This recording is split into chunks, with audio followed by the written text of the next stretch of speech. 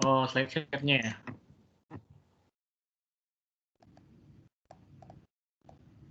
Khawatir kalau belum masuk.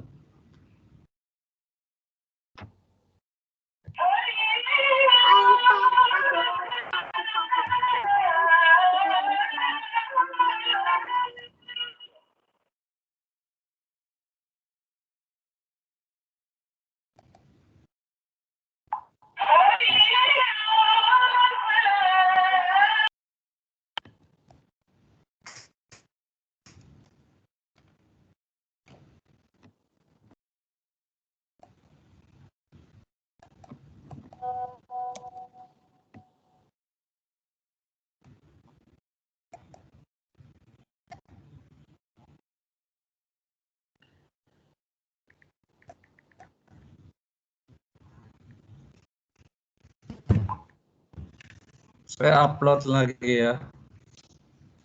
Saya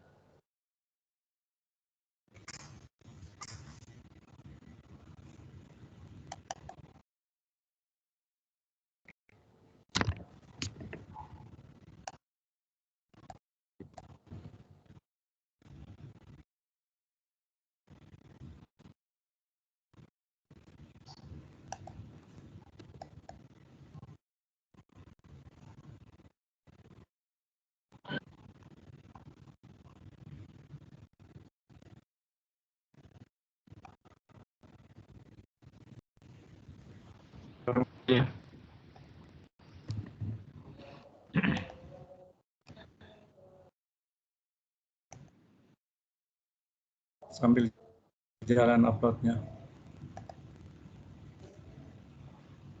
Teguh, ini udah kelihatan ya? Masih hitam, Pak? Masih blank?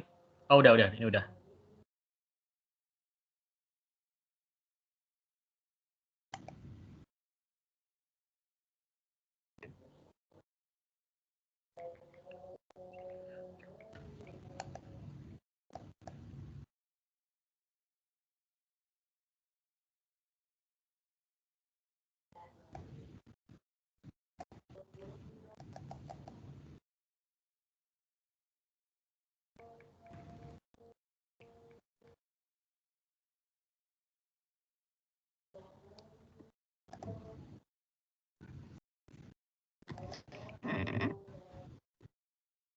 Coba cek YouTube, live nggak?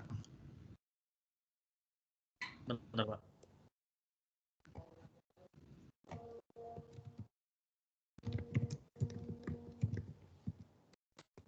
Ketik nama saya.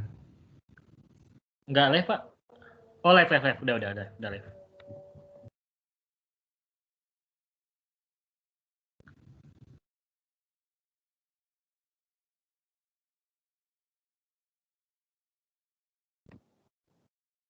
Live, Pak. Ini materinya P2 ya, tanggal 16 live ya. Berarti bisa ini connect ke YouTube ini. Saya enggak tahu kalau pindah slide apakah masih tetap connect. Oke, kita langsung. Oh ya, tugasnya sudah dibagi ya per kelompok, sudah. Sudah, Pak. Sudah bagi kelompoknya. Pembagian kelompoknya kemarin itu yang dipresentasi buku atau jurnal? Jurnal, Pak. Jurnal ya. Kalau buku nanti setelah UTS. Oke. Buku juga sudah dibagi. Sudah, Pak?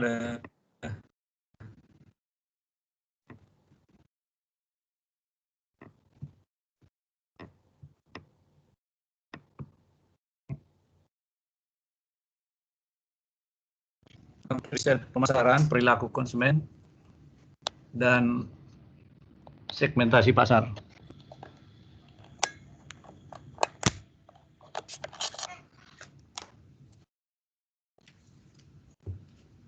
Minggu lalu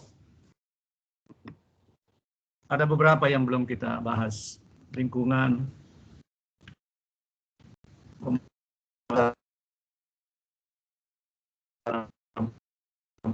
proses perencanaan. Oke, saya cepat materi karena mengambil waktu banyak, tidak sempat kita bahas semua ini.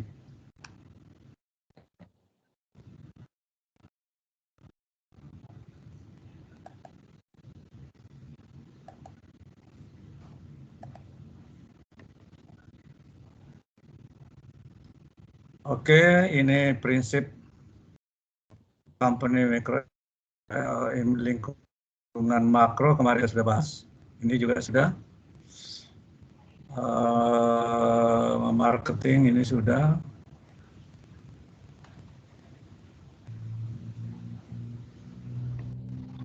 Analisis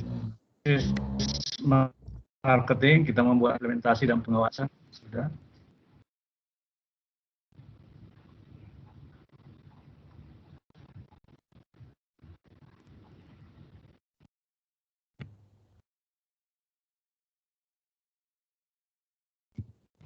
Ya, ini gambar lingkungan pemasaran ya. Ada lingkungan di luar ini namanya lingkungan makro.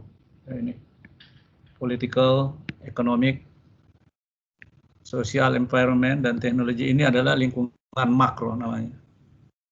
Ya. Sedangkan yang segi 4 di dalam ini namanya lingkungan industri ya. Ini lingkungan industri target. Kemudian yang di dalam perusahaan ini mengatur produk, bagaimana menentukan harga, bagaimana membuat promotion dan place. Ini kita bicara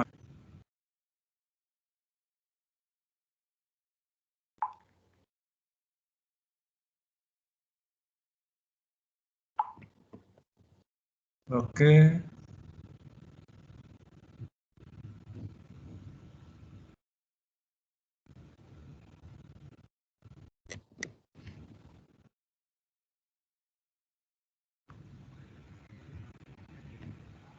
Kita langsung pada yang kedua, peluang pasar ya.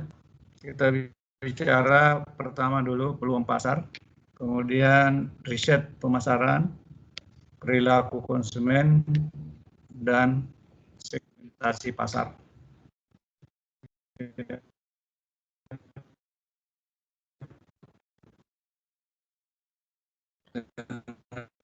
Opportunity pasar, suatu analisis yang menemukan potensi baik ya, berdasarkan permintaan dan persaingan. Jadi pasar itu kadang-kadang orang tidak melihat itu pasarnya ada, tapi kita melihat pasar. Nah, ini yang biasa disebut dengan bagaimana melihat prospek pemasaran. Prospek itu adalah sesuatu yang masih abstrak, terjadinya mungkin jauh ke depan. Tapi kalau kita berhitung waktu, ini tahun 2021, bagaimana dengan 2025, apa yang akan terjadi? Nah, ini ada orang mampu melihat kira-kira apa yang akan terjadi, potensi pasar apa, peluang apa yang ada di tahun 2025. Maaf, Prof. Suaranya Kebanyakan putus. orang hanya berpikir pada putus ya. Iya. Sudah kedengaran? Sudah. Oke. Kebanyakan orang melihat hanya pada current, apa yang terjadi saat ini. Tidak melihat apa yang akan terjadi menjauh di sana ya. Nah, itu yang disebut dengan strategi. Kalau kita membuat perencanaan pemasaran strategik, berarti kita membuat perencanaan melihat pasar jangka panjang, ya, 5 tahun sampai 10 tahun ke depan. Contoh seperti saudara lihat kampus, ya, kampus saudara sekarang di ITPLN, kira-kira tahun berapa saya ke sana? Tahun 91 ya, 91 92. Itu masih rawa-rawa. Tahun 94 saya pindah ke Jakarta. Banyak penawaran harga rumah, harga tanah di daerah sana itu murah sekali. Orang tidak melihat. Bahkan dulu ada tanah PLN itu dibeli di sana, ditawarkan sama PLN hanya membutuhkan berapa hektar yang ditawarkan lebih luas, tapi PLN tidak tertarik. Panitia-panitianya itu masih ingat teman-teman saya. Setelah sekian puluh tahun baru menyesal. Kenapa dulu kita tidak beli? Padahal untuk waktu bisa dibeli. Tapi semua orang menganggap bahwa tanah itu tidak ada nilainya. Nah, ini contoh prospek. Orang tidak melihat prospek jangka panjang, tapi hanya melihat yang ada sekarang. Sama kalau orang menuntut ilmu. Orang menuntut ilmu, sekolah, hanya apa yang dia lihat di dalam proses karirnya saat itu. Tapi dia tidak melihat karirnya 10 tahun yang akan datang.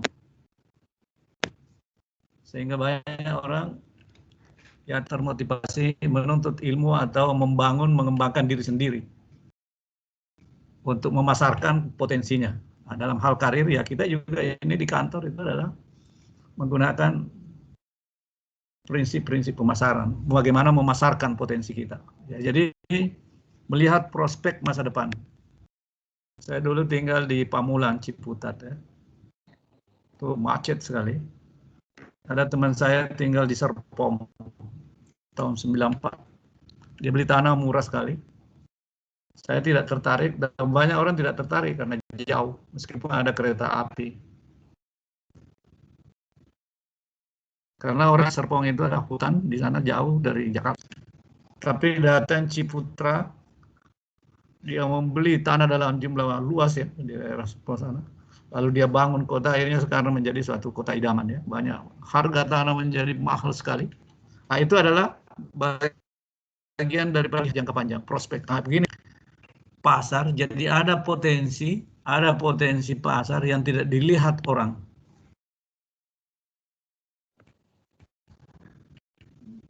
Banyak orang hanya memikirkan kondisi yang dihadapi saat itu. Padahal pasar akan mengalami perubahan. Kondisi ekonomi akan mengalami perkembangan. Kenapa mengalami perubahan? Ya, sejarah telah mencatat perubahan itu biasanya cenderung dimulai dari teknologi. Sebab sejak abad ke-17, perkembangan teknologi mempengaruhi berbagai sektor ekonomi, termasuk ekonomi. Berbagai sektor termasuk ekonomi. Pertama kali ditemukan listrik abad ke-17 ya, 1776 kalau tidak salah oleh James Watt. Setelah itu bermunculan temuan-temuan baru. Bermunculan temuan-temuan baru dampaknya terhadap unemployment. Dampaknya terhadap pengangguran karena banyak pengusaha yang menggunakan teknologi. Tadinya menggunakan tenaga kerja, padat tenaga kerja, tiba-tiba menggunakan mesin. Dan temuan listrik, tiba-tiba bermunculan banyak menemukan temuan baru lagi, yang mungkin seperti sekarang. Awalnya hanya ditemukan komputer dikombinasikan dengan telekomunikasi, lalu menjadi semakin tumbuh, setiap hari ada temuan baru dalam pengembangan teknologi. Nah, beginilah juga prospek pemasaran. Jadi pemasaran komoditi, kadang-kadang orang tidak disebut dengan potensi. Potensi itu adalah masih abstrak belum, atau mungkin sudah ada pada lihat orang. Ini yang dimaksud tadi. Dan kalau dalam pemasaran kita juga mengenal istilah ceruk pasar. Ada permintaannya tapi relatif kecil. Tapi yang kecil itu kalau dikumpul-kumpul menjadi banyak juga. Ya. Nah ini peluang pasar. Selanjutnya peluang pasar adalah yang harus dihadapi oleh perusahaan di mana dia hidup di bawah tekanan perubahan. Jadi ada perubahan. Jadi peluang pasar itu terjadi kalau ada perubahan. Misalnya kelistrikan. Kemarin ada seminar diselenggarakan oleh UI. Diselenggarakan oleh UI, saya juga ikut dan ikut memberi komen karena saya dipersilahkan memberi komen. Ya, teknologi saudara saya tidak semua sudah tahu. PLTS atap ya, rooftop. Rooftop ini adalah saya bilang waktu saya diberi kesempatan mengancam bisnis PLN. Mengancam bisnis PLN. Rooftop ini adalah peluang bisnis luar biasa. Tapi orang belum banyak yang bergerak. PLN pun belum bergerak. Di suatu sisi adalah peluang, tapi di sisi lain kalau kita belajar SWOT analisis, sebentar kita bahas. Peluang juga ancaman. Nah, bagi PLN ini adalah suatu ancaman kalau dia tidak melakukan perubahan, dia tidak melakukan perbaikan di dalam. Kenapa disebut peluang? Ini sudah terbukti di beberapa negara seperti di India. Di India, nanti saya tunjukkan datanya. Di India, ini baru saja saya kemarin download dari majalah bisnis di India. Untuk memasang rooftop itu hanya 22.000 rupiah atau setara dengan $302. Kalau dirupiahkan hanya 4.200.000. Ini adalah peluang. Tapi kalau di Indonesia untuk memasang rooftop 1 kW untuk 1.000 ini per KWP, yang seperti di India tadi hanya 4.200.000. Ini India. Tapi di Indonesia itu variasinya 15. Bayangkan perbandingannya India dengan Indonesia. 18 juta. India hanya 4 juta. Apa yang terjadi di India? Kenapa bisa begitu murah? Karena mereka sudah kuasai teknologinya. Kalau kita di Indonesia kena pajak dan sebagainya, ada masih langka. Dan saya komen kemarin di seminar, prosedurnya masih birokrasi prosedur. Padahal pemerintah sendiri menganjurkan, Bapak Presiden, Menteri ESDM menganjurkan untuk supaya masyarakat menggunakan rooftop. Nah, kita dari konteks pemasaran, apa yang kita lihat di sini sebagai peluang dan ancaman. Kenapa saya bilang di Indonesia memberikan opportunity bagi bisnis, tetapi juga bagi threat, ancaman bagi bisnis PLN. Bayangkan pelanggan rumah tangga PLN 70 juta. Total pelanggan PLN 75 juta. Pelanggan rumah tangga 70 juta. Berarti di luar rumah tangga adalah 5 juta. Kalau rumah tangga ini secara masif seperti di India memasang rooftop,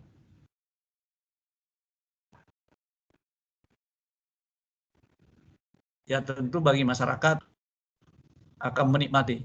Karena sepanjang tahun ke depan dia tidak perlu bayar listrik lagi dalam jumlah yang lebih. Tapi tetap menggunakan PLN, tapi mungkin PLN hanya sebagai cadangan saja, emergensi saja ketika terjadi musim hujan atau mendung atau dan lain-lain. Tapi biaya listrik masyarakat akan turun. Yang dari segi pemasaran yang kita lihat ya tentu orang berkecimpung di bidang kelistrikan, pengusaha, instalator, ya dia ke India beli, baru dia bawa ke Indonesia, bayangkan berapa kargonya ini sudah bisa dapat keuntungan. Ini adalah suatu istilah yang tadi kita sebut sebagai opportunity, peluang. Tetapi bagi PLN, apa yang akan terjadi? Kalau 70 pelanggannya semuanya makan rooftop, maka omset penjualannya PLN akan turun. Omset penjualannya PLN akan turun. Dan itu dampaknya luar biasa. Bisa-bisa PLN seperti mungkin mendekati tidak persis sama dengan Telkom. Kalau Telkom dulu kita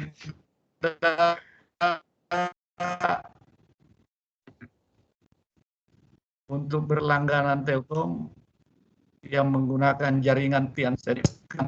Begitu masuk handphone, tiba-tiba orang tidak berminat lagi dengan Telkom pakai kabel. Sehingga investasinya Telkom di jaringan kabel tiang itu menjadi tidak efektif lagi. Tapi untungnya Telkom dia masuk juga di bisnis pulsa. Dia tetap masuk eksis.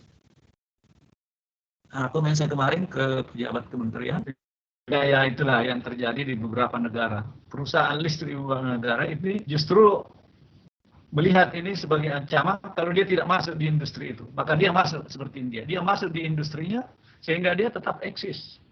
Karena kalau dia tidak masuk di industri itu, ya bisa nanti ditinggalkan oleh konsumen ataupun konsumen lebih banyak menggunakan rooftop. Nah, ini suatu case yang bagus yang bisa kita jelaskan apa yang dimaksud dengan peluang pasar. Ya tentu bagi pengusaha-pengusaha yang berminat di bidang ini ya tentu adalah peluang. Tetapi ada threat, ancaman bagi pengusaha lain yang tentu sudah terbiasa dengan ikut di dalam bisnisnya kelistrikan PLN dengan kabel dan lain-lain. Itu juga ancaman industri kabel, industri tiang listrik, dan itu banyak multiplier efeknya. Itulah kira-kira contoh peluang kalau kita kaitkan dengan bisnis kelistrikan, karena ini saudara-saudara saya kira karena ini di MM kita ini adalah berkaitan dengan teknik elektrisiti, ini bagus jadi sebagai contoh. Ada komen mengenai ini? Silakan. Go. Izin Pak, komen Pak. Ya, bagaimana saudara melihat peluang pasar dalam kaitannya dengan perkembangan teknologi ini? Silakan. Ya Pak, mungkin nggak PLN-nya justru yang bisnis di rooftopnya itu sendiri Pak. Misalnya sekarang kan masih di baterainya atau di inverter gitu Pak. Yang maksudnya PLN bisnis lepas di situnya bisa nggak Pak ya? Supaya nggak ambruk-ambruk amat gitu. Nah, itu komen yang bagus. Nah, itu yang saya komen kemarin. Bayangkan PLN dengan karyawan 50.000, instalasi asetnya sudah mencapai 1.500 triliun. Tiba-tiba nanti diserang badai, pelanggannya 70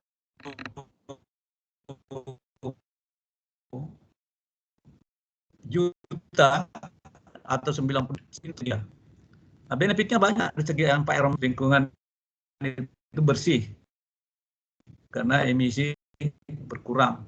Ya, tetapi perusahaan listrik, ya karena teknologi membuat rooftop ini mereka sudah kuasai. Ya industrinya itu perusahaan listriknya masuk ke situ. Kalau kita di Indonesia, ya masih mengimpor. Kenapa masih mahal? 18 juta. Ya. Di internet sudah banyak dilaporkan kemarin baru 3.000 pelanggan PLN yang memasang rooftop. 3.000 itu yang mungkin masih karena perumahan-perumahan menawarkan sekaligus rooftop. Tapi masyarakat, kenapa masyarakat? Karena prosedur masih birokrasi. Itu yang saya komen kemarin. Di India tidak ada seperti itu. Karena mereka impor ekspor. Jadi masyarakat dia pakai, tapi dia ekspor juga ke PLN. Saya bilang buat apa lagi PLN beli listrik dari rooftop? Cukuplah beli dari pihak. Jadi hilang. Ya ini hanya contoh saja. Kalau memang rooftop ini ya tentu memang suatu perubahan teknologi. Ada yang mendapatkan benefit, ada juga yang mendapatkan cost. Ya. Jadi ada social benefit, ada social cost, ada financial benefit, ada financial cost. Ya tentu PLN akan merasakan. Bayangkan seperti kantor Telkom. Mungkin tidak sampai seperti kantor Telegram. Dengan adanya HP, berapa banyak BUMN orang yang menganggur akibat HP, perkembangan teknologi handphone. Kantor telegram habis oleh HP. Jadi dulu ada kantor telegram, mungkin generasi di bawah kita nanti tidak mengenal lagi. Kalau saya masih melihat, dulu setiap lebaran banyak orang berbondong-bondong antri kantor telegram, kirim telegram India. Banyak orang ke kantor pos. Ya. Apa dampaknya ke kantor pos? Kantor pos juga demikian. Orang tidak kirim lagi surat, tidak kirim lagi kartu lebaran akibat teknologi HP. Bahkan kantor Telkom juga terpengaruh. Tapi Telkom dia masuk ke dalam.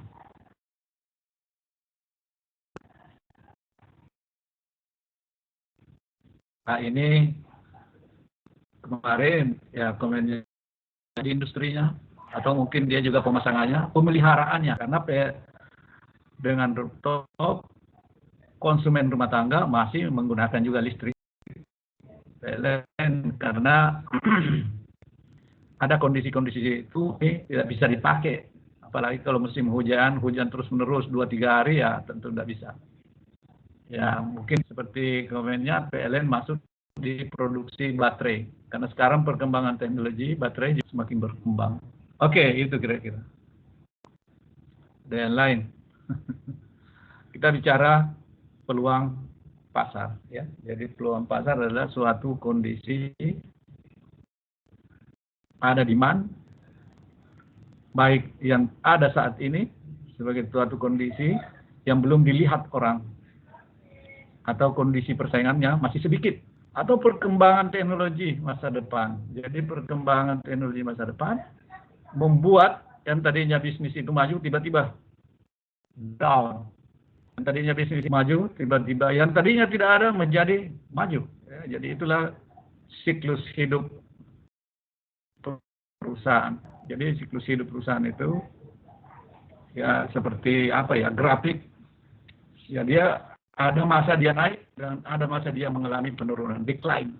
Kalau perusahaan masih awal biasanya cenderung dia mengalami defisit negatif.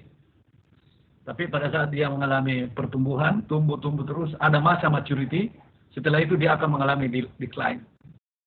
Penurunan. Kenapa mengalami penurunan? Antara lain karena perkembangan teknologi. Ada produk yang lebih baik, ada pilihan atau ada alternatif. Oleh karena itu perusahaan sebelum masa mengalami decline, pada saat masa dia maturity, dia melakukan research and development, pengembangan. Jadi dia seharusnya di sini turun, tapi dia naik. Selalu melakukan pengembangan. Disinilah peranan research and development. Selalu melakukan pengembangan, mengikuti selera konsumen. Kenapa disebut selera konsumen yang menjadi priority dalam pemasaran? Karena dalam dunia modern, pemasaran itu adalah, kita mengenal filosofi pemasaran adalah buyer's market. Buyer's market. Yang punya pasar adalah pembeli. Kalau ekonomi klasik itu adalah seller's market. Seller's market. Kenapa? Karena ekonomi klasik terjadi excess demand. Excess demand. Permintaan lebih tinggi daripada supply.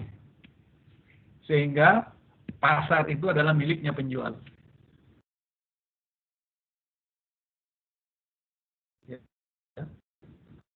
Terutama pada zaman teknologi sederhana, masih menggunakan dulu setelah selesai, masih ditenun, sudah selesai. Perkembangan teknologi, sarung bisa dibuat dalam sehari, sehingga supply tidak menjadi masalah. Yang menjadi masalah adalah demand. Istilahnya, demand akan diikuti oleh supply. Kalau dulu, supply diikuti oleh demand. Apapun yang diproduksi itu akan habis. Tapi kalau sekarang terjadi sebaliknya. Nah, oleh sebab itu konsumen di dalam memproduksi, produsen yang memproduksi atau memasarkan produk, dia harus berorientasi pada konsumen atau demand. Baik mengikuti orientasi selera, daya beli, dan lain-lain. Nanti kita bahas di segmen pasar. Nah, ini ada segmen pasar.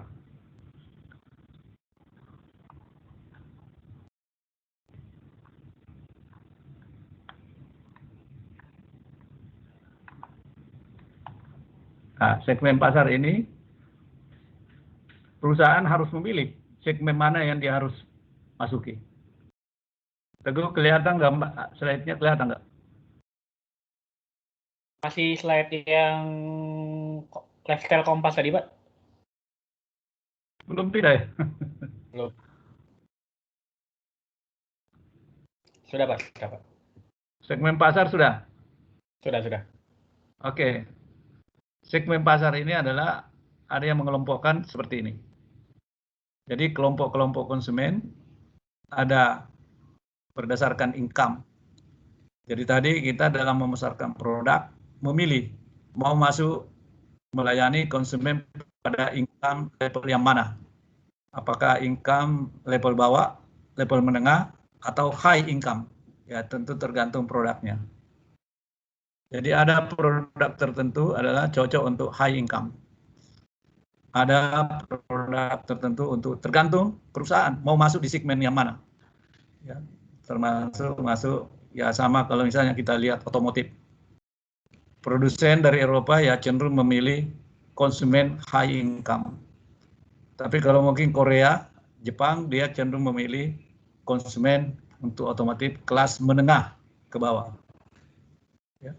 Ya tetap masing-masing punya pasar karena segmennya berbeda. Jadi kalau kita bicara income itu seperti piramid. High income ini yang di atas kuantitinya tidak banyak. Kecil, sedikit. Tetapi yang di bawah ini low income, kuantitinya. Karena kuantitinya banyak, ya tentu produk yang dibutuhkan juga banyak. Sebaliknya kalau high income, tidak banyak. Ya. Coba saja kita lihat otomotif. Orang-orang Jakarta, berapa orang yang menggunakan mobil mewah? Ya tidak banyak. Karena kuantitinya tidak banyak, high income. Tapi ada.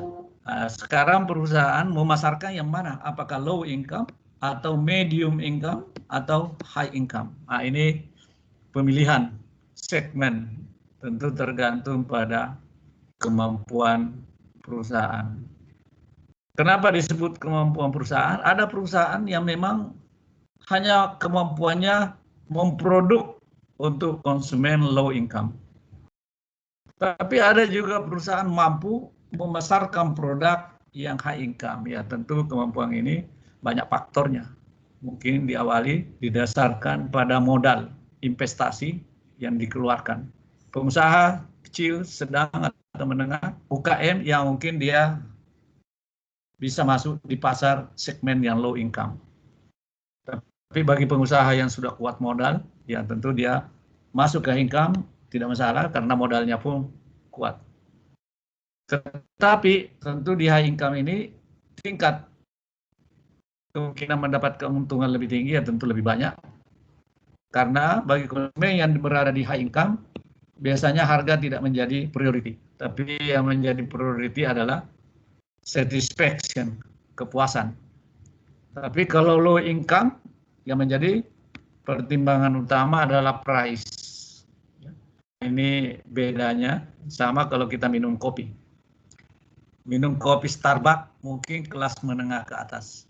Tapi kalau minum kopi di warung kopi, pinggir-pinggir jalan, mungkin level low income, Rp5.000 per cangkir. Tapi kalau kita di Starbucks, 1 cup Rp70.000.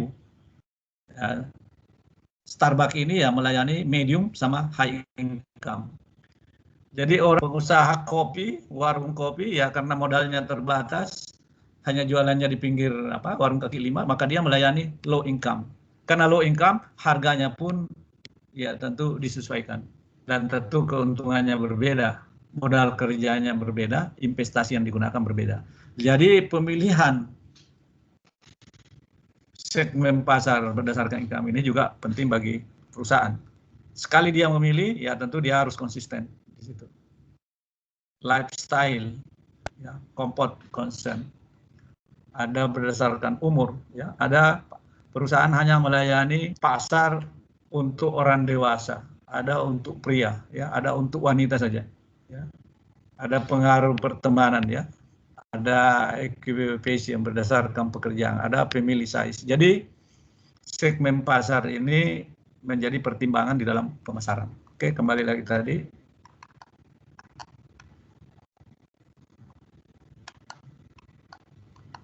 Ruang pemasaran tadi. Kelihatan ya, Teguh? Kelihatan, Pak. Kelihatan. Oke. Analisis peluang pemasaran ini digambarkan seperti ini. Faktor lingkungan, pemasok, perantara, pesaing, dan publik. Pemasaran ada di sini. Pemasaran atau bauran pemasaran, atau biasa kita kenal dengan instrumen. Instrumen pemasaran. Atau 4P. Ya. Ada yang menyebut, ini macam-macam istilah. Ada yang menyebut instrumen pemasaran, ada bauran pemasaran, ada strategi pemasaran. Tapi semuanya itu adalah 4P. Apa itu 4P? Yaitu dimulai dari produk. Ya. Setelah dihasilkan, diproduksi. P yang kedua adalah distribution. Ya. Place. P yang ketiga dipromosikan. Promotion. Dan P yang keempat adalah pricing. Jadi 4P ini adalah kenapa bauran pemasaran digunakan dalam satu paket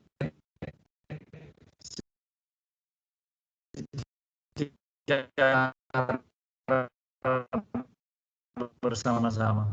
Melihat produknya, tentu produknya di sini harus disesuaikan dengan selera konsumen segmen pasarnya.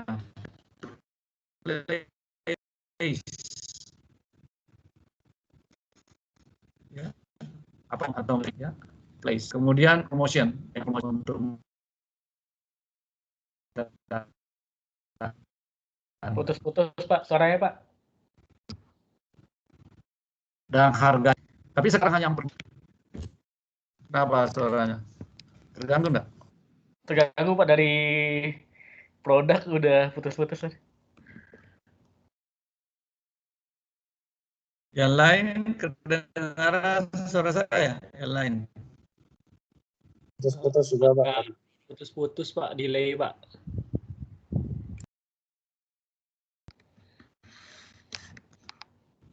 Halo? Kenapa ya? Apa karena nyambung aja YouTube-nya ya? Ya mungkin bandwidth-nya ketarik YouTube, Pak. YouTube? Oke, kita putuskan YouTube aja ya, di cut aja.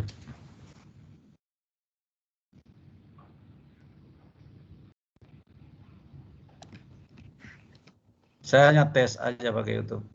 Saya putus aja.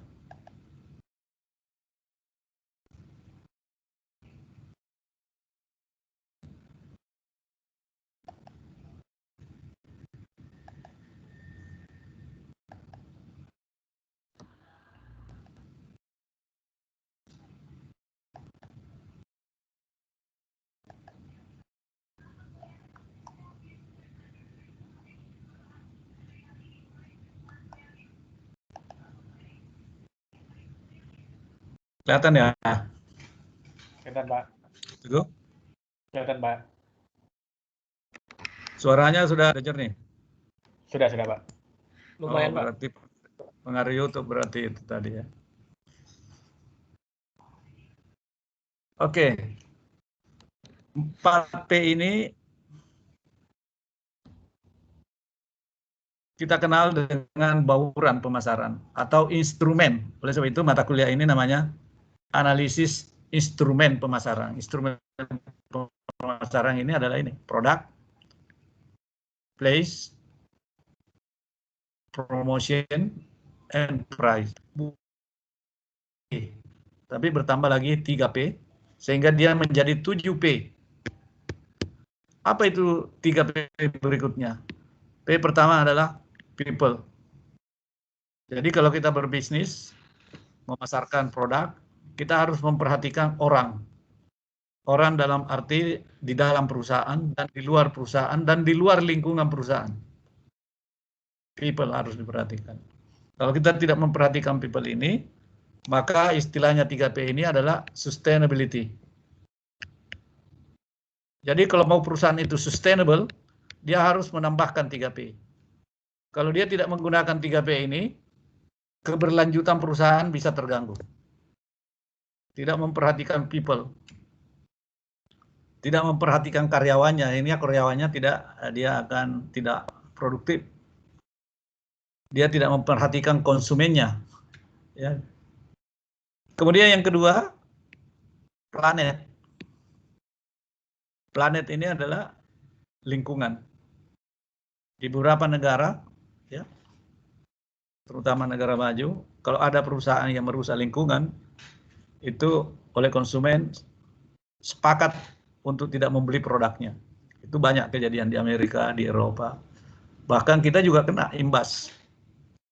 Di Indonesia oleh masyarakat ekonomi Eropa 25 tahun tidak boleh mengimpor minyak kelapa sawit dari Indonesia. Itu keputusan MBE.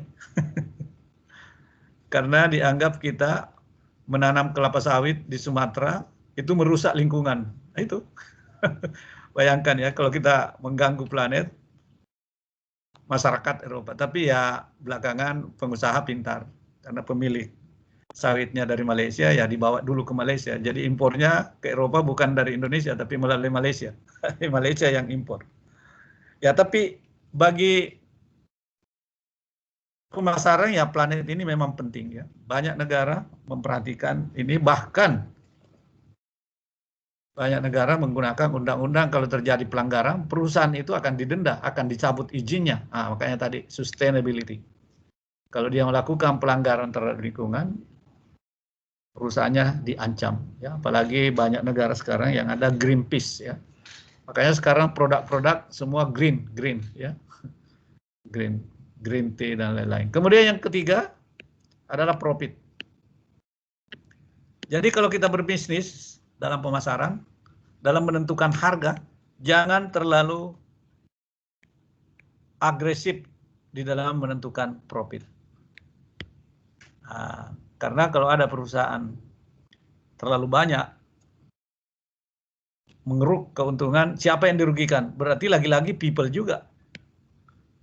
Orang tidak suka kalau kita terlalu banyak atau perusahaan itu terlalu banyak mendapatkan keuntungan.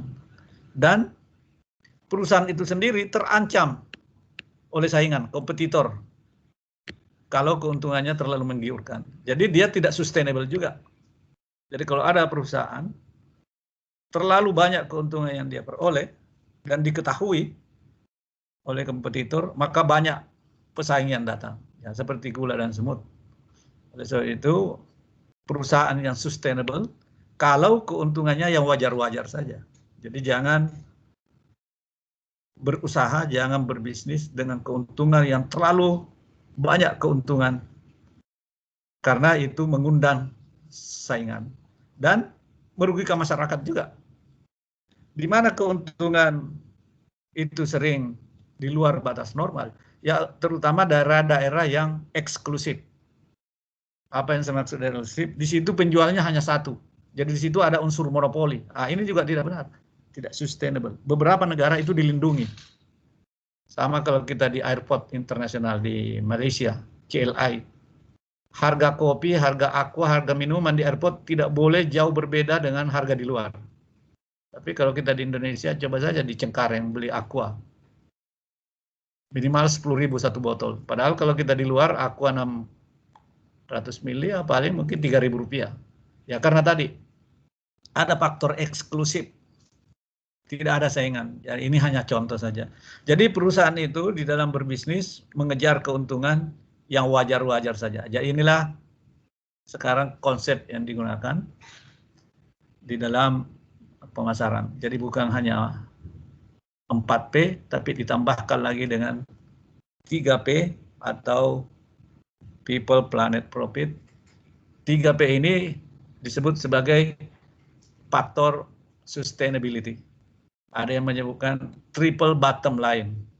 Jadi 3 P ini yang bisa menjamin sustainability perusahaan, ya. Jadi ini yang kadang-kadang tidak bisa diterima orang, profit. Jadi janganlah memperoleh keuntungan melebihi, karena kalau terlalu menggiurkan bisnis kita itu pasti banyak pendatangnya. Ya sama kalau ada suatu jabatan di dalam karir terlalu menggiurkan, terlalu basah, itu pasti jabatan itu tidak sustainable. Orang yang duduk di situ ya tempat duduknya panas, sebentar diganti. Ya karena banyak peminatnya, banyak kompetitor. Ini contoh saja. Jadi dalam bisnis juga begitu. Jadi bisnis yang terlalu menguntungkan, gampang diketahui orang. Dan begitu diketahui orang, ya mereka akan masuk dalam bisnis itu, akhirnya terjadi saingan. Ya sama dalam dunia pendidikan juga. Ada jurusan-jurusan tertentu yang diminati orang karena dia menganggap bahwa kalau kita masuk ke situ nanti kalau gampang bekerja, kalau itu lain lagi. Inilah yang dimaksud tadi profit. Jadi kalau bisnis itu terlalu menguntungkan, di samping merugikan masyarakat, tapi juga mengundang saingan sehingga tidak sustainable. Oke, ini bauran pemasaran. Oke, ini lingkungan pemasaran. Di luar sana ada faktor makroekonomi, demografi, kependudukan, fisik, ekonomi, politik, hukum, sosial, budaya, teknologi. Ini semua mempengaruhi pemasaran. Nah, bauran pemasaran inilah yang digunakan tadi 4P untuk menuju kepada pasar sasaran. Pasar sasaran yang tergantung segmen pasar yang kita pilih, mau pasar yang mana. Nah, ini contoh lain lingkungan pemasaran. Yang di luar ini adalah makro. Ini lingkungan makro ini. Kemudian yang di dalam ini, di tengah-tengah, lingkungan industri. Yang terkait dengan perusahaan. Pembeli, ya, pendatang baru, pemasok. Nah, yang di dalam ini adalah lingkungan internal. Lingkungan internal ini ada keunggulan yang dimiliki oleh perusahaan, tetapi ada juga kelemahan. Tapi lingkungan eksternal ini, makro atau industri, di sini ada opportunity atau peluang, tapi ada juga ancaman. Ya. Jadi kalau di internal perusahaan, ada keunggulan yang dimiliki perusahaan, tapi ada juga kelemahan. Bagaimana di luar sana, di luar perusahaan, ada opportunity tadi, peluang, tapi ada juga ancaman. Seperti cerita tadi rooftop. Ada peluang, tapi ada juga ancaman. Nah, inilah yang harus diperhitungkan di dalam marketing strategi. Oke. Nah, ini analisis peluang, ya, yang biasa kita istilahkan dengan analisis SWOT. S-nya itu strength internal kita, kekuatan internal kita. S-nya itu adalah strength. W-nya itu adalah internal, kelemahan, weakness. Sedangkan O adalah luar, lingkungan industri dan lingkungan makro, ada opportunity. Yang paling di bawah ini adalah ancaman atau threats dari eksternal. Jadi ada dua, internal dan eksternal. Pada saat kita berada diagram ini, kanan ini, strategi apa yang kita gunakan di dalam pemasaran? Ya, kita menggunakan kekuatan untuk memanfaatkan peluang. Jadi kita punya kekuatan, di pasar sana ada peluang. Jadi bagaimana memanfaatkan kekuatan kita untuk merebut peluang tadi. Ya contohnya kalau di dunia pendidikan kita memasarkan diri kita. Kita tinggal di Jakarta.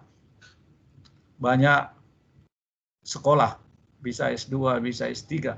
Bandingkan dengan kawan-kawan, katakanlah kalau kita di suatu perusahaan, pemerintah atau BUMN atau perusahaan besar, ditugaskan di luar kota, mau sekolah tapi tidak ada peluang, ya. Tidak ada peluang, tidak ada universitas, tidak ada apa. Jadi kita tinggal di Jakarta, ada peluang dan kita punya potensi, ada kekuatan internal, kita punya dana, kita punya waktu. Tapi orang di luar sana, yang di luar kota, ya, sama seperti saya dulu waktu di PLN sebelum pensiun, ada teman saya ditempatkan di pedalaman, mau sekolah tidak bisa sekolah. Ada uang tapi dia tidak bisa sekolah karena di tempat dia bekerja tidak ada universitas. Nah, ini contoh saja, tidak ada opportunity. Jadi ada kekuatan tapi tidak ada opportunity. Di sini seperti ini. Ya. Jadi opportunity bahkan ancaman, ya. Ada kekuatan tapi di luar sana ada ancaman. Bagaimana menggunakan kekuatan tadi? Yang dibawa diagram bawah ini, gunakan kekuatan menghindari ancaman tadi. Yang di sebelah kiri dan diagram atas, kita di perusahaan ada kelemahan internal. Strategi mengatasi kelemahan. Jadi ada peluang dari luar, kita mengatasinya menggunakan peluang ini untuk mengatasi kelemahan. Tapi yang paling buruk yang dibawa. Kita menghadapi kelemahan, tetapi juga ancaman. Apa strateginya? Meminimalkan kelemahan dan menghindari ancaman. Nah, dalam situasi yang lain, ya, mendukung strategi agresif. Strategi apa yang kita pakai kalau di kanan? Ya agresif. Kalau yang di sebelah kiri, strategi orientasi putar balik. Ya. Cari jalan lain, putar balik. Kemudian yang paling di bawah, di sebelah kanan, mendukung strategi diversifikasi, penganekaragaman. Jadi kita punya kekuatan, ada ancaman, ya buat diversifikasi. Apa yang dimaksud diversifikasi? Biasanya konsep ini dipakai dalam istilahnya, jangan meletakkan telur dalam satu keranjang. Jadi buatlah beraneka ragam. Banyak beraneka ragam produk yang kita pasarkan. Jadi kalau ini rugi, A, B bisa menguntungkan. Jadi bisnis kita macam-macam. Ya, seperti konglomerat, ada bisnisnya di perhotelan, ada bisnisnya di katakanlah rumah sakit, ada sekolah, ada perkebunan. Jadi kalau ada yang mengalami ancaman, ada yang mengalami kerugian, masih ada yang lain yang menguntungkan. Tapi kalau meletakkan satu saja, bisnis A semata-mata, begitu mengalami gangguan, habis. Nah, ini yang dimaksud dengan strategi diversifikasi. Nah, ini defensif ini ya tiarap ya. Oke, dalam bentuk yang lain, dalam menghadapi tadi peluang dan ancaman di luar sana, yang paling kanan ini adalah ada peluang dan ada kekuatan. Ya, strateginya adalah pertumbuhan terkonsentrasi. Jadi kita kalau pertumbuhannya ya konsentrasi bisa vertikal. Atau tadi kalau kita diversifikasi horizontal. Ini vertikal. Jadi terkonsentrasi dari hulu ke hilir. Pengembangan pasar, pengembangan produk. Tapi kalau yang di sebelah kiri adalah karena ada kelemahan, ya buat inovasi. Integrasi horizontal. Integrasi vertikal. Kenapa ada kata-kata integrasi? Ya, kita melakukan integrasi. Perusahaan A dan perusahaan B berintegrasi. Ya, bisa membentuk perusahaan AB, bisa juga nama baru perusahaan C. Tapi dia berintegrasi. Bisa menyatu. Ya. Kalau dalam pemasaran kita menyatu, itu bisa unggul. Ya. Di dalam yang lalu saya sudah jelaskan ya, apa yang dimaksud keunggulan. Jadi di dalam pemasaran,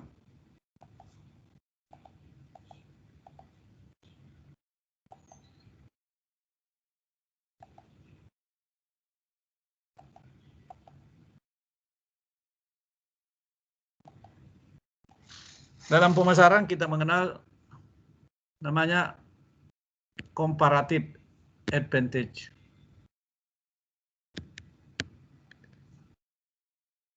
Jadi keunggulan karena biaya. Yang kedua, kompetitif. advantage, keunggulan karena kemampuan bersaing. Yang ketiga, compact advantage, keunggulan karena kompak. Nah, ini yang dimaksud tadi berintegrasi. Jadi banyak perusahaan melakukan praktek berintegrasi. Yang dimaksud horizontal ya dia berintegrasi sesama perusahaan sejenis. Tapi kalau dia vertikal, ya mungkin dari hulu ke hilir. Ada penyedia bahan baku, ada yang khusus untuk factory, pabrikasi, dan ada khusus distributor. Jadi ini menyatu menjadi terintegrasi sehingga dia menguasai pasar. Karena dia menyatu mulai dari penyedia bahan baku, pabrikasi, jadi semua mendapat bagian. Ya. Tapi kalau dia horizontal, dia sama-sama bisnisnya, hotel dengan hotel dia menyatu, sehingga dia menjadi lebih besar. Kemudian diversifikasi konsentrik. Nah, konglomerasi tadi ini yang strategi yang biasa dikenal tadi dengan jangan meletakkan telur dalam satu keranjang. Oke, kembali tadi competitive advantage. Jadi comparative advantage, perusahaan unggul karena cost-nya murah. Jadi perusahaan yang memiliki struktur cost yang murah, maka dia akan mampu menguasai pasar. Seperti yang terjadi dalam persaingan internasional Cina. Di dunia ini tidak ada yang bisa mengalahkan Cina. Bagaimana dia memproduksi dengan cost yang paling murah. Tetapi ada juga negara dia mengandalkan kemampuan berkompetisi. Harga tidak menjadi masalah. Harganya memang mahal, tapi dia memiliki daya saing yang kuat. Ya, seperti kalau otomotif tadi, produk-produk Eropa itu adalah menganut prinsip competitive advantage. Dia mengandalkan quality standar ya, tertentu yang tidak dimiliki produk yang lain. Dia mampu bersaing. Tetapi dunia menuju ke sini, compact. Jadi menyatu.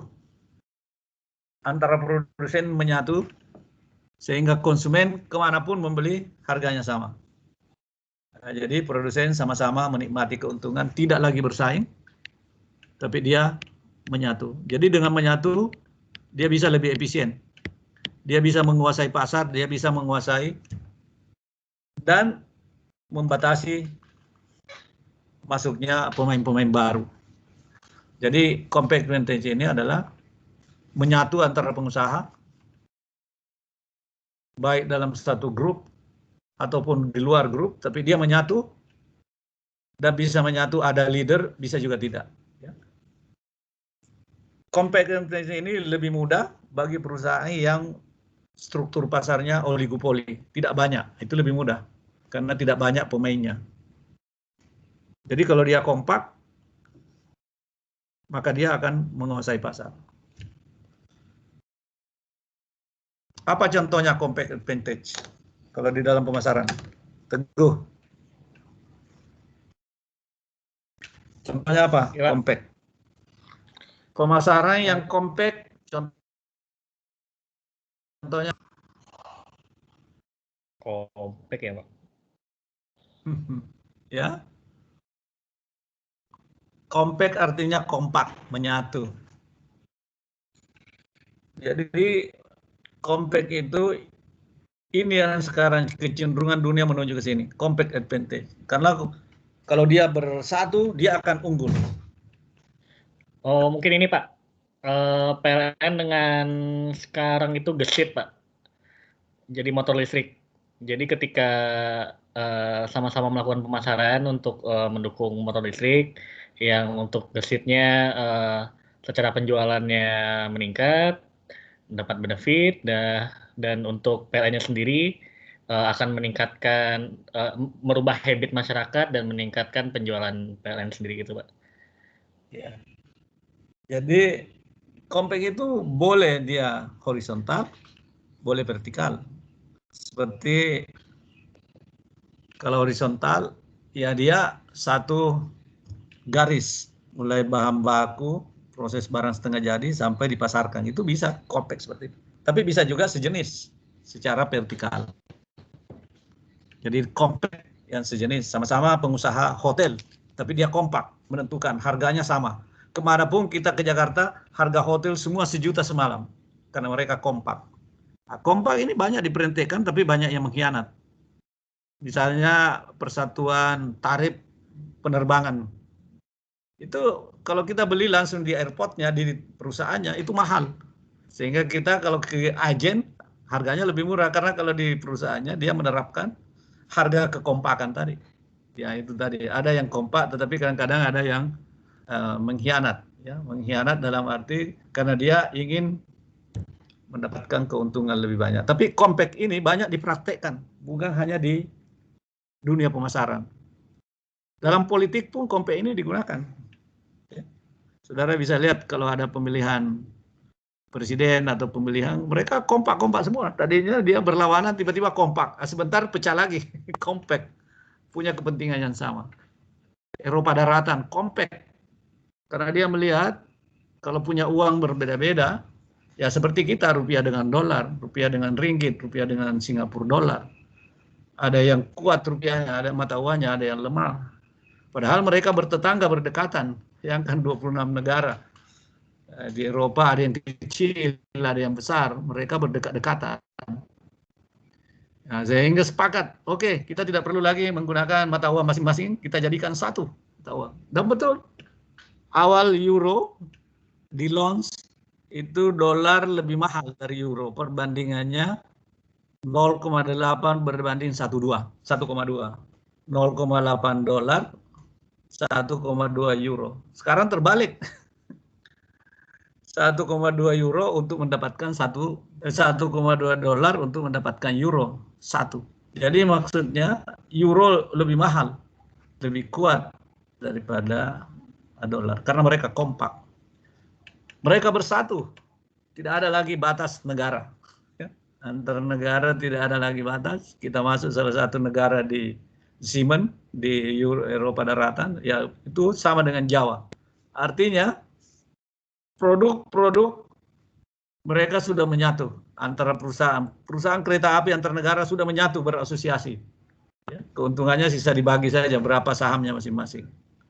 Kita beli tiket begitu turun di airport salah satu negara, beli tiket untuk sebulan itu murah. Sebulan di mana-mana kita naik kereta bebas hanya 3 juta. Waktu itu 2 tahun lalu barangkali saya ke sana. Itu hanya 3 juta. Berlaku sebulan. Kemana pun pergi gratis naik kereta api. Lintas negara kita nginap di atas kereta juga tidak ada masalah.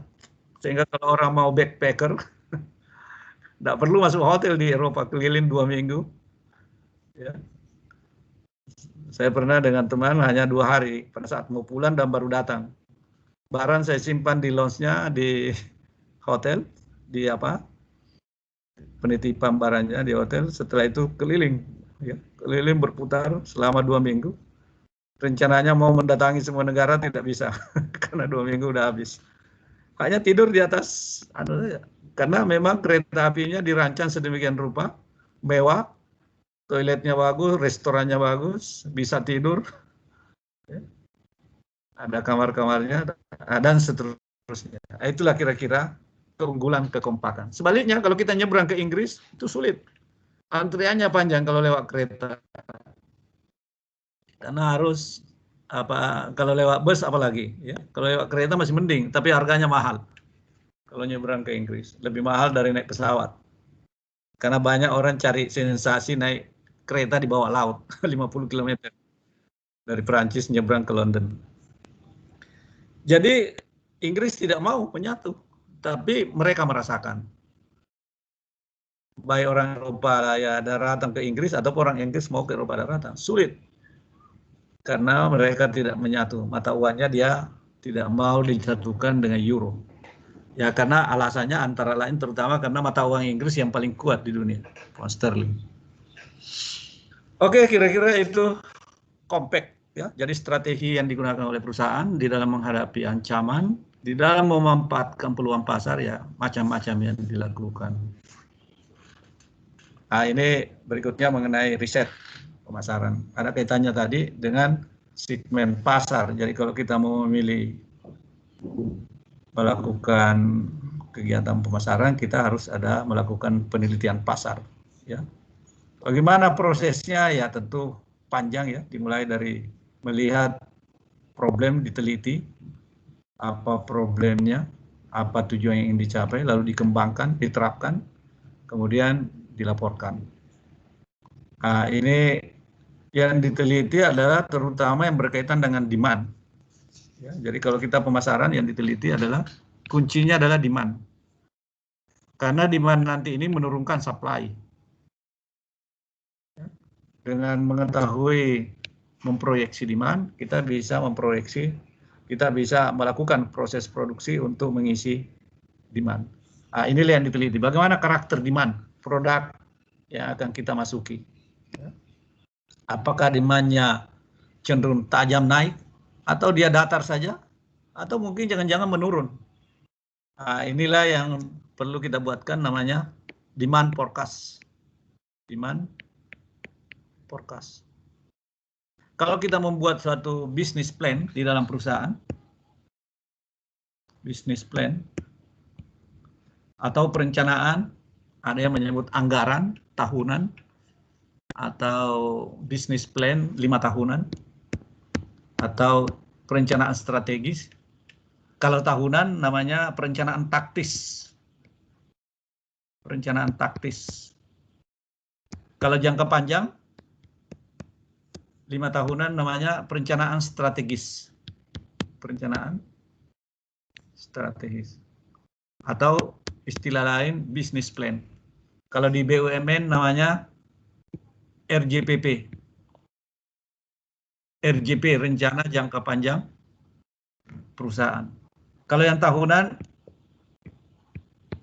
RKAP, rencana kerja anggaran perusahaan. Nah, ini istilah-istilah mau 5 tahun, masa tahun. Nah, sekarang pertanyaannya, kalau kita membuat bisnis plan, apa yang pertama kita rencanakan? Teguh, kalau kita membuat rencana perusahaan, apa yang pertama kali kita rencanakan? Yang pertama kali kita hitung bukan ya, Pak?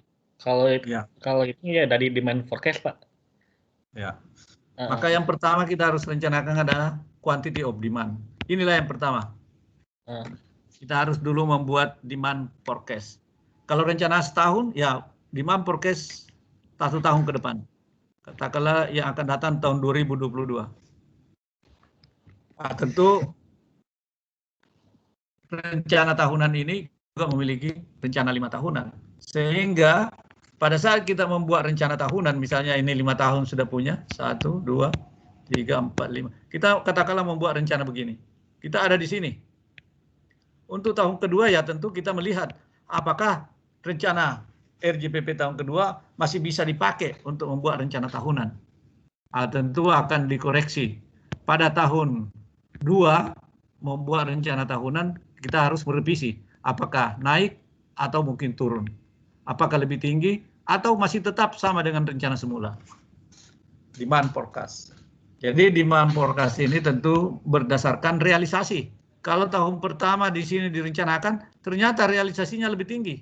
Berarti tahun kedua jangan lagi di sini. Berarti kita harus merubah rencana kita. Perencanaan kita revisi. Perencanaan tahunan adalah membuat demand forecast, tentu merevisi dari rencana 5 tahunan. Dan rencana 5 tahunan ini setiap tahun ditambah 1 tahun. Ya, sudah terrealisasi tahun pertama, maka tahun berikutnya RJPP, rencana jangka panjang tahun, ditambah lagi 1 sampai tahun ke-6.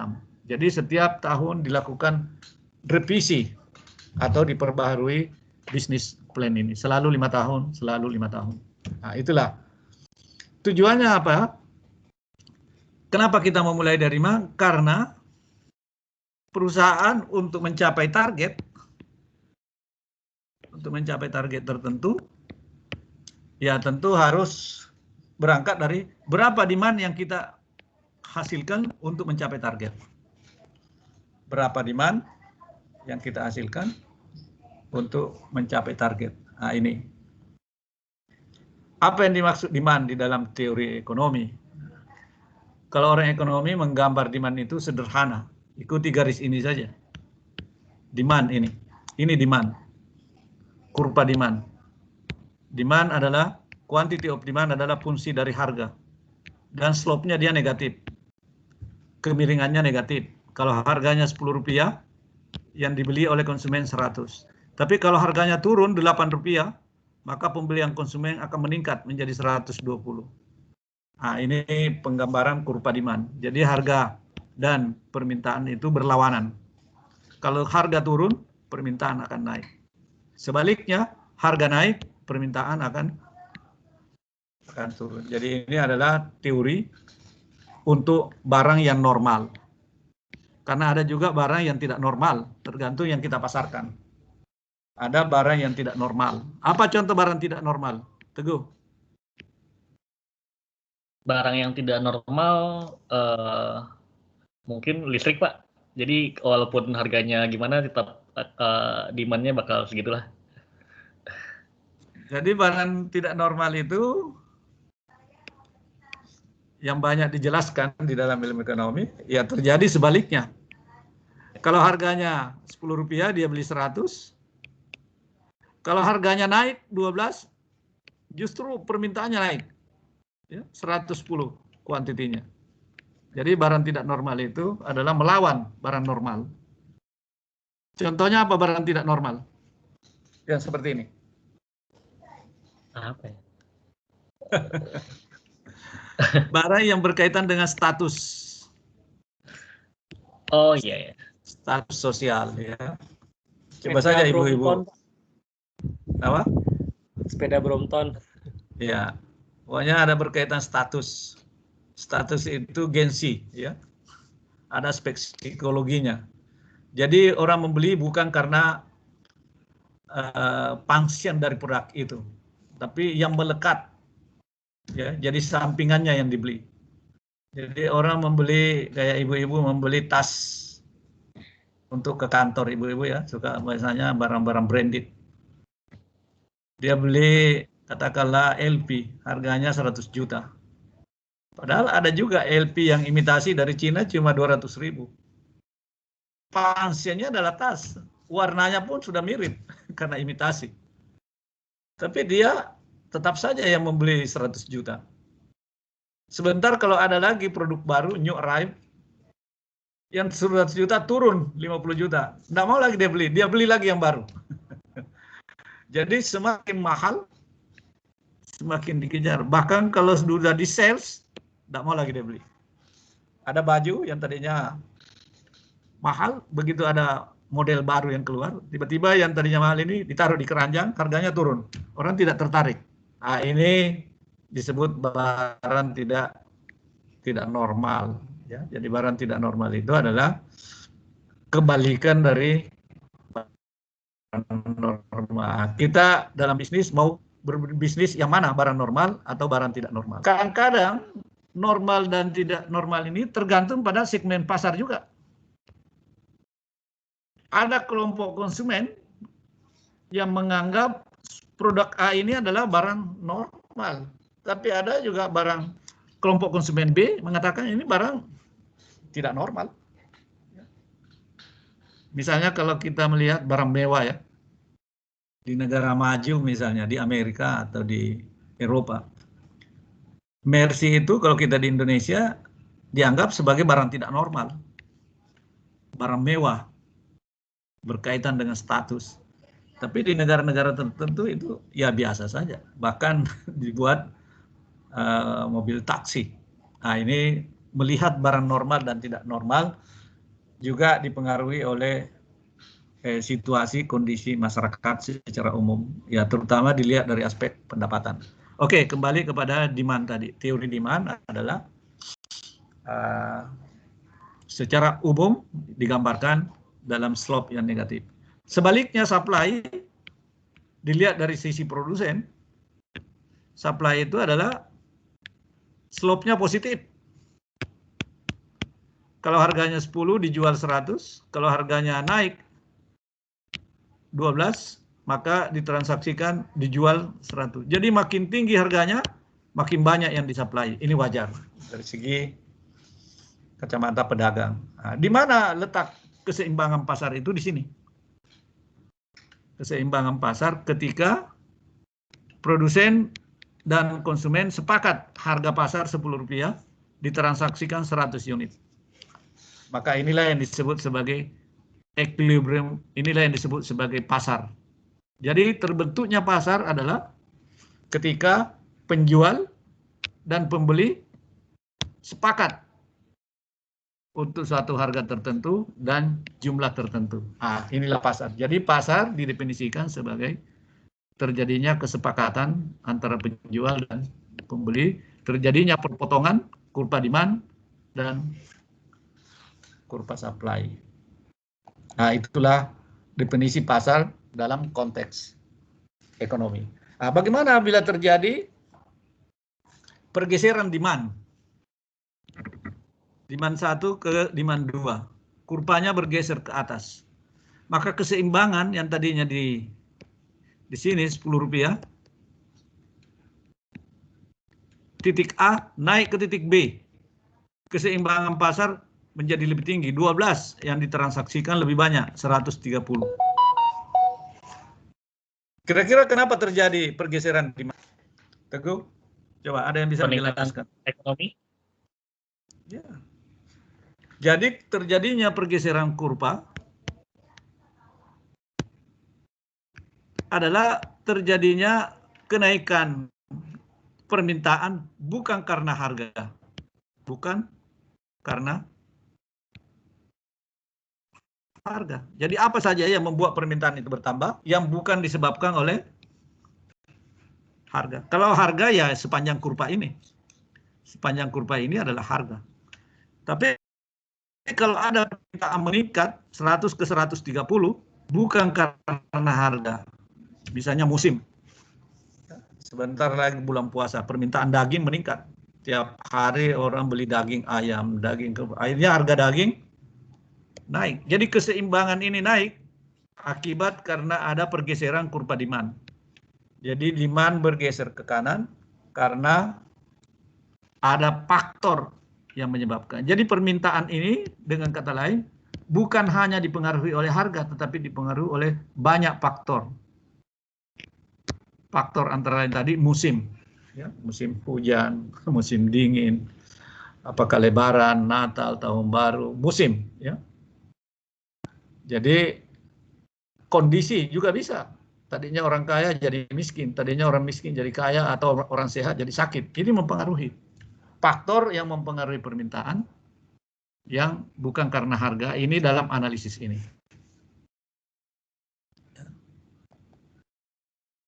Oke, jadi demand bisa bergeser ke kanan. Jadi pada saat dia bergeser ke kanan, keseimbangan naik. Nah, jadi Rp10 naik Rp12, 100 menjadi 130. Bagaimana mengatasi ini? Nah, ini dari sudut pandang kebijakan. Kalau musim katakanlah bulan puasa, permintaan dagang naik, apa yang dilakukan oleh pemerintah? Maka yang dimainkan juga adalah kurva demand supply. Yang digeser adalah supply. Supply 1 ke digeser supply ini. Jadi demand naik diikuti dengan pergeseran supply. Sehingga permintaan tadi naik, Harganya keseimbangan A ke B ke C. Dia malah lebih besar yang dibeli. Bagaimana cara pemerintah masuk? Disinilah kembali lagi ke teori ekonomi. Teori ekonomi Keynes bahwa pemerintah perlu campur tangan pemerintah dalam perekonomian. Jadi pemerintah masuk, khususnya yang terkait dengan hajat hidup orang banyak. Jadi supply ditambah. Pemerintah menugaskan Bulog beli daging dari Australia, datangkan daging ke Indonesia, pakai kargo, daging yang sudah siap dikonsumsi. Jangan sapi, kalau sapi perlu waktu yang lama, sebulan naik kapal. Tapi kalau daging itu hanya kargo, butuh 4 jam, udah masuk ke Indonesia. Supply ke pasar-pasar. Jadi supply bertambah, maka kembali harga tetap. Nah, ini dalam keseimbangan pasar. Begitu juga dengan dolar. Nah, ini kembali sekaligus permintaan dolar. Kalau kita pedagang valuta asing. Harga dolar katakanlah 10.000. Yang ditransaksikan katakanlah 100 miliar dolar satu hari. Tapi terjadi pergeseran demand dolar, demand 1 ke demand 2. Akhirnya terjadi keseimbangan naik, dolar menjadi 14.000. Karena ada pergeseran. Nah, kapan bergeser ini? Bergesernya karena saudara amati ya, setiap tahun. Sebelum Desember, 3 bulan sebelumnya, Juli, Agustus, itu dolar sudah mulai bergerak demand. Karena banyak perusahaan membayar utang itu di akhir tahun. Utang apa? Utang luar negeri. Utang luar negeri, termasuk negara kita, pemerintah. Berapa utang pemerintah? 407 miliar dolar utang negara. Akhir tahun, bayar utang. Utang BUMN. Akhir tahun, banyak lunasi obligasi yang diterbitkan.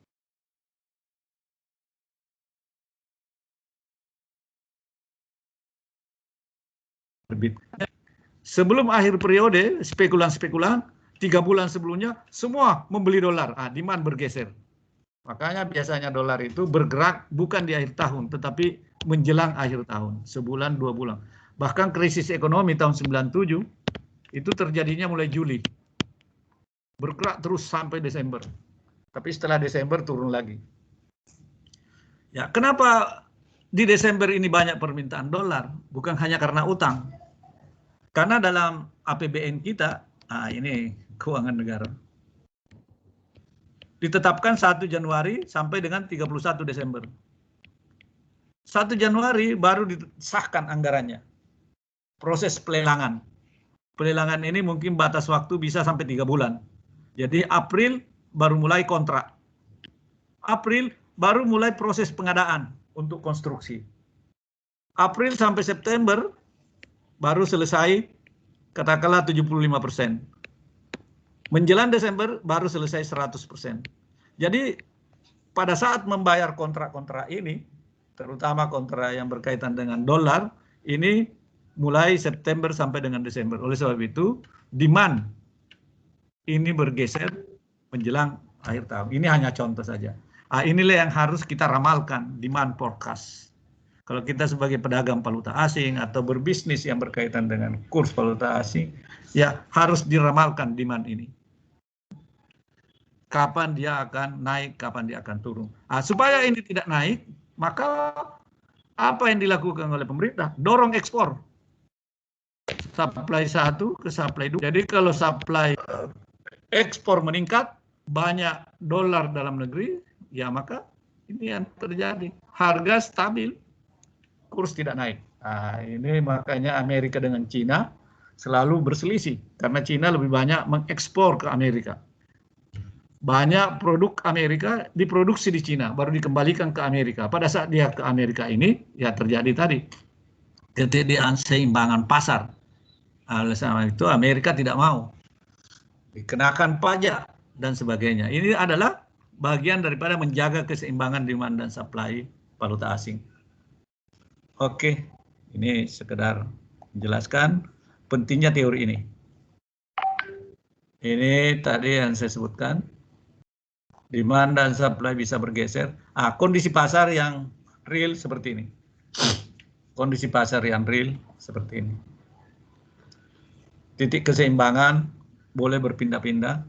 Dolar juga begitu, barang yang lain juga begitu. Jadi kita di dalam pemasaran harus mampu memprediksi pasar itu ada di mana. Keseimbangan demand dan supply. Oke.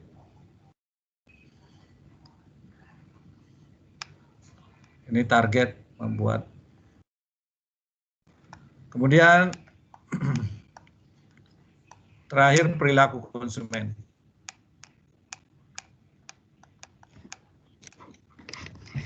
Ada pertanyaan sebelum saya pindah? Teguh? Enggak ada, Pak. Oke, kita lanjut perilaku konsumen. Apa yang dimaksud dengan perilaku konsumen?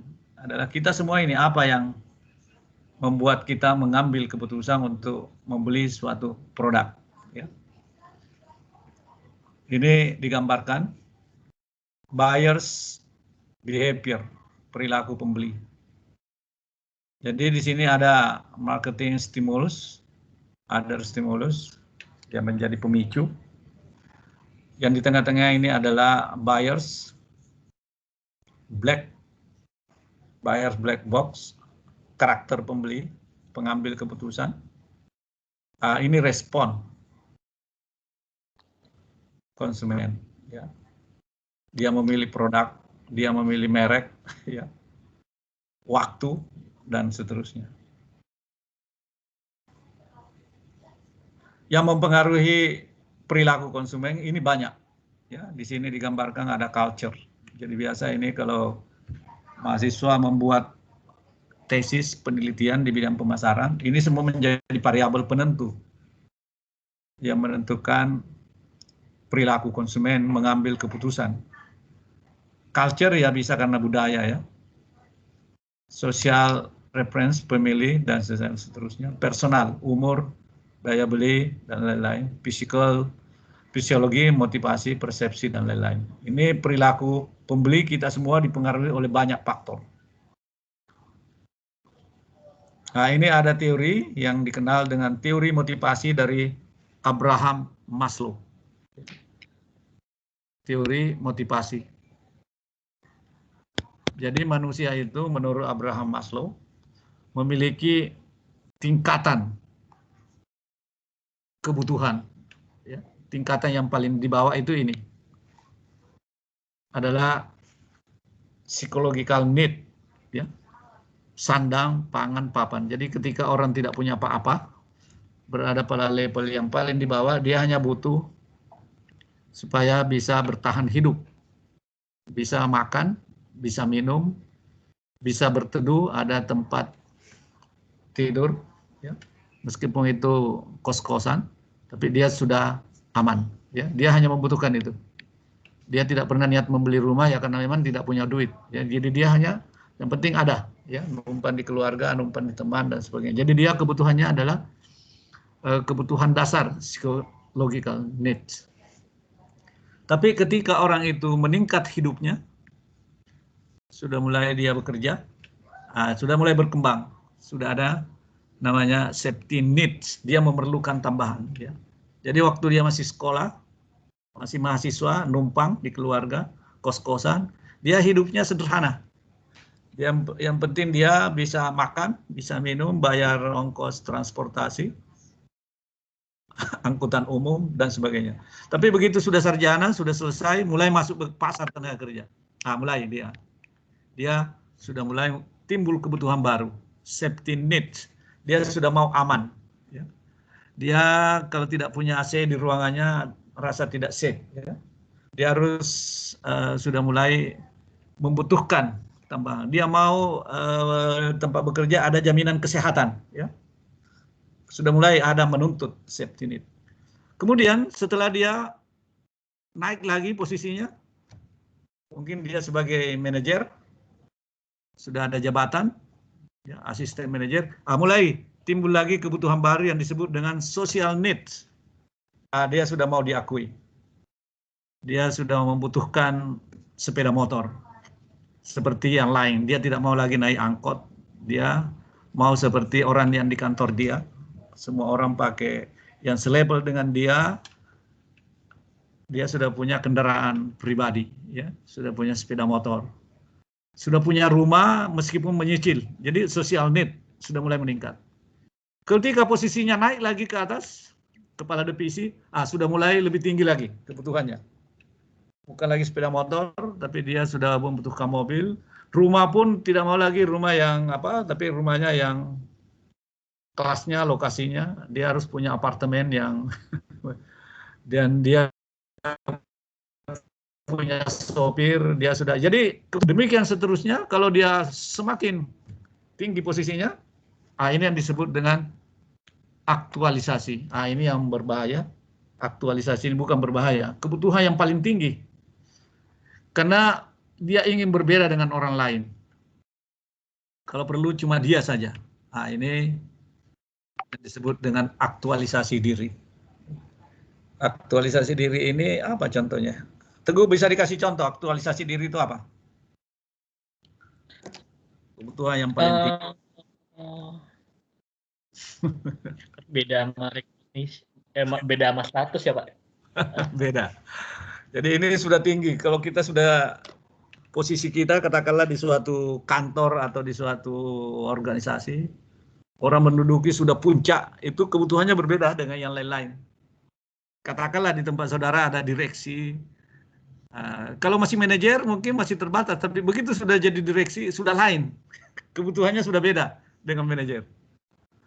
Kira-kira apa contohnya? Kalau seorang direksi, kalau sudah posisinya tinggi.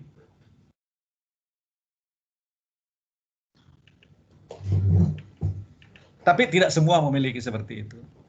Ada orang tertentu memiliki seperti itu. Kalau dia sudah pengusaha sukses, sudah apa, jadi yang dia perlukan adalah aktualisasi diri. Aktualisasi diri. Jadi misalnya olahraganya kalau masih manajer masih tenis.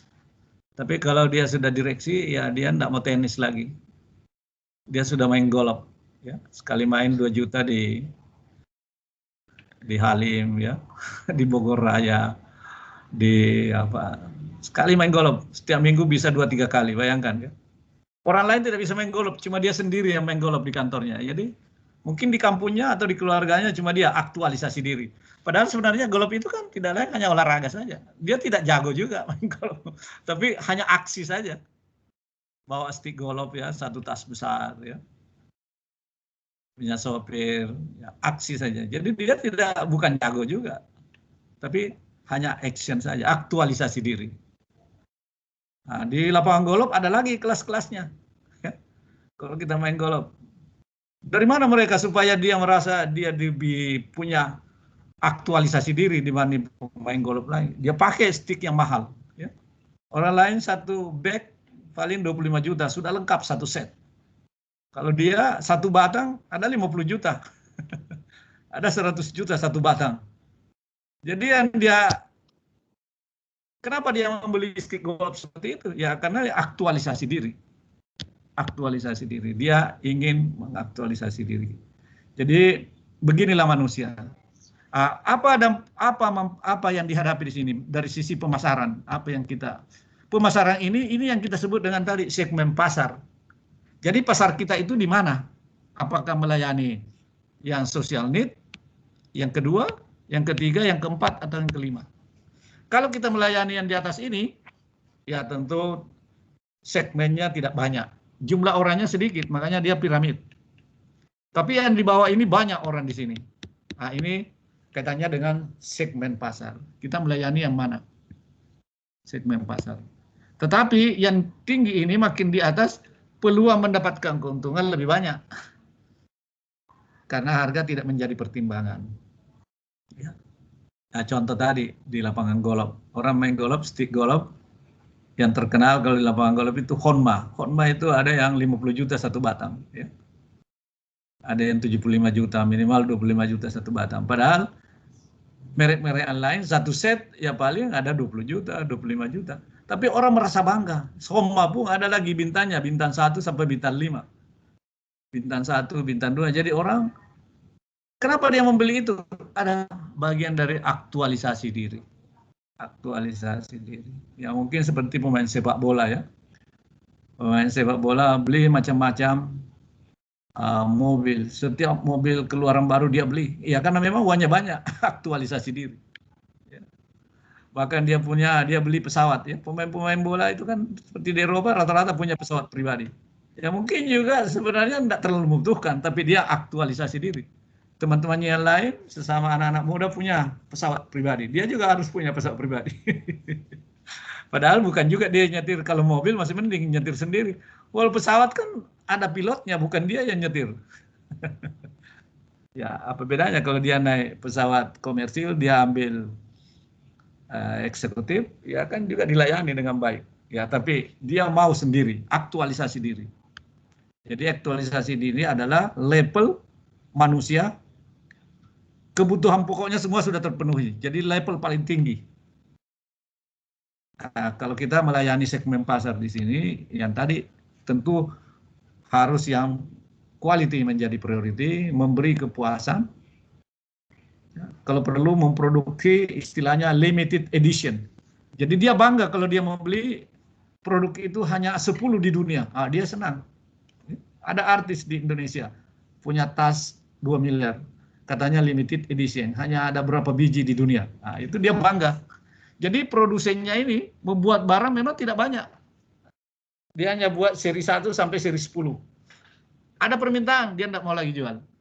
Dia buat lagi model yang lain. Karena 1 sampai 10 ini justru itu yang membentuk harganya karena limited edition.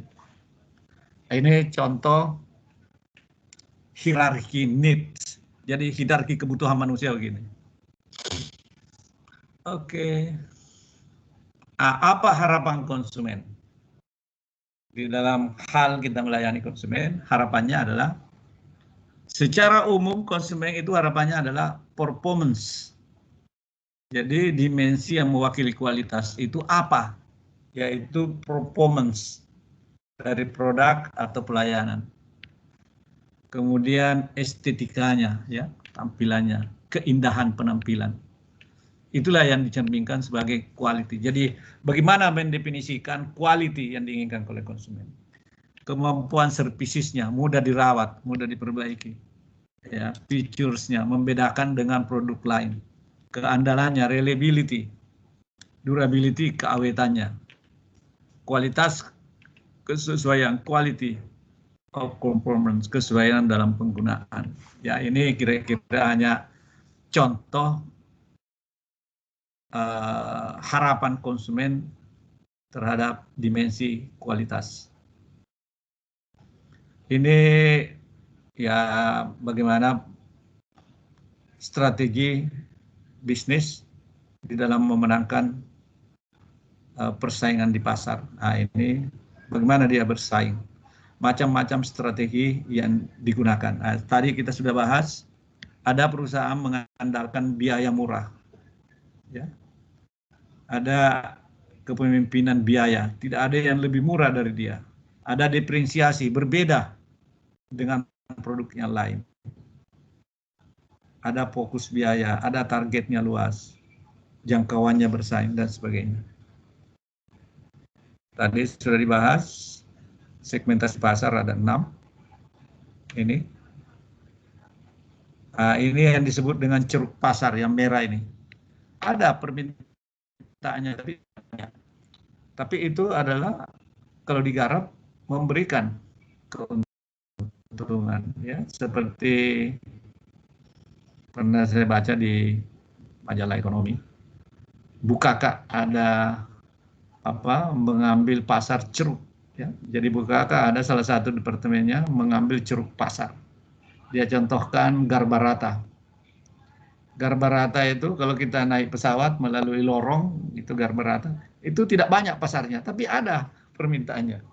Bayangkan di satu negara, mungkin kita di Indonesia cuma berapa airport yang membutuhkan, Cengkareng, mungkin Surabaya, bisa dihitung. Setelah dia beli kan habis. Kemana lagi dia pasarkan produknya? Jadi ceruk pasar, ya mungkin dia pasarkan di luar negeri. Nah, terbukti juga dia jual ke beberapa negara. Ceruk pasar ini kadang-kadang ada perusahaan mengambil strategi segmen pasar ceruk pasar. Pasar yang kecil, yang tidak tersentuh oleh perusahaan karena dianggap tidak layak, ya. Permintaannya, konsumennya sedikit. Nah, itu disebut ceruk. Oke, saya kira pertemuan kita ini waktunya lewat 1 menit. Tidak apa-apa. Teguh, minggu depan. Halo, Teguh. Ya, Pak.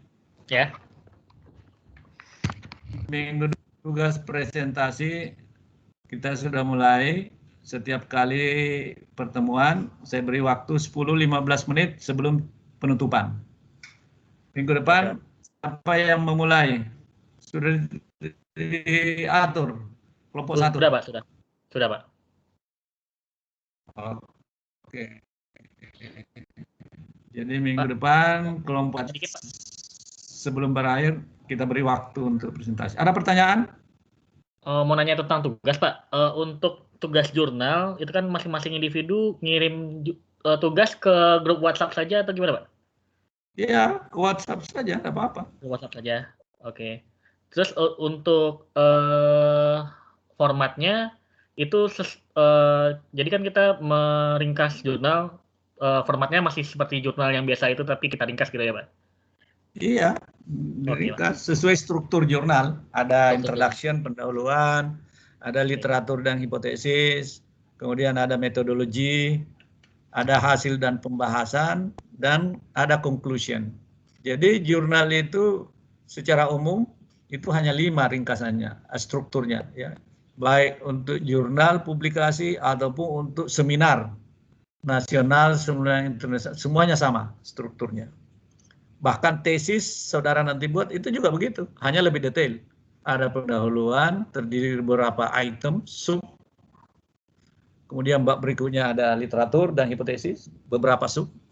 Bab 3-nya metodologi, ada beberapa sub, populasi, definisi variabel, pengukuran variabel, metode analisis, dan hasil dan pembahasan, serta kesimpulan. Jadi sedang ringkasannya ya, tujuannya saudara baca dulu, paling tidak saudara paham bagaimana strukturnya jurnal itu. Lalu saudara ringkas. Yang mau presentasi, minta presentasinya nanti penyajiannya dalam bentuk PowerPoint ya. Oke Pak. Minggu depan semua ringkasan sudah terkumpul, nanti saudara Teguh buat sebelum penutupan buat list yang sudah kumpul. Supaya saya bisa monitor yang mana yang sudah kumpul, yang mana belum. Oke ya. Oke Pak. Kalau tidak ada lagi pertanyaan, kita akhiri. Sampai ketemu minggu depan. Terima kasih. Assalamualaikum warahmatullahi wabarakatuh. Waalaikumsalam. Terima kasih Prof. Malam Prof. Waalaikumsalam warahmatullahi wabarakatuh. Terima kasih. Saya Lip ya. Terima kasih Pak. Terima kasih Pak.